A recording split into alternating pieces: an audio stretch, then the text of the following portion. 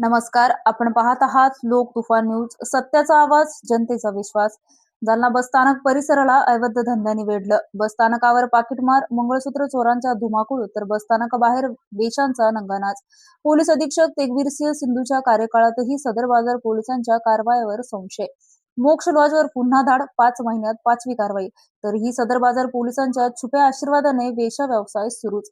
जालना शहरातील बसस्टँड परिसराला अवैध धंद्याने पूर्णपणे घेरलेले असतानाच लॉजिंगमध्ये चालणारा वेश्या व्यवसाय आणि त्यांच्या नंगानाचमुळे प्रवासी आणि स्थानिक व्यावसायिक पूर्णपणे वैतागले आहेत. परिसरातील मोक्ष लॉजवर अनैतिक मानवी वाहतूक प्रतिबंधक कक्षाने बुधवारी पुन्हा धाड टाकून वेश्या व्यवसायाचा पर्दाफाश केला. विशेष म्हणजे गेल्या 4 महिन्यात या लॉजवर झालेली ही 5वी कारवाई असल्याने वारंवार पोलीस कारवाई होऊनही हा व्यवसाय सुरूच कसा राहतो याबाबत सदर बाजार पोलिसांविषयी प्रश्नचिन्ह निर्माण झाले आहे. पोलिसांनी दिलेल्या माहितीनुसार मोक्ष लॉजमध्ये महिलांना पैशाचे आमिष दाखवून देह व्यापारासाठी प्रवृत्त केले जात असल्याची माहिती HS2 ला मिळाली होती. त्यानुसार सापळा रचून करण्यात आलेल्या कारवाईत महिलांची सुटका करण्यात आली. या प्रकरणात लॉज व्यवस्थापक असलेला लॉज मालक सचिन नंदू पवार राहणार संभाजीनगर जालना याच्या विरुद्ध कारवाई करण्यात आली आहे.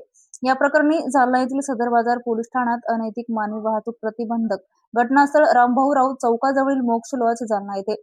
घटना वेळ दिनांक 29/7/2026 चे 11:58 वाजेच्या सुमारास. दाखल वेळ दिनांक 29/7/2026 चे 20:12 वाजेला. नोंद क्रमांक 46.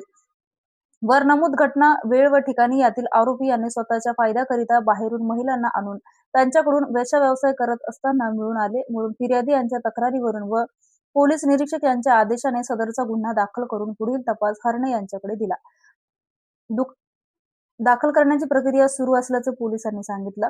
मात्र गेल्या 5 महिन्यात एकाच मोक्ष लॉजवर 5 वेळा धाड टाकण्यात आल्याची चर्चा शहरात सुरू आहे.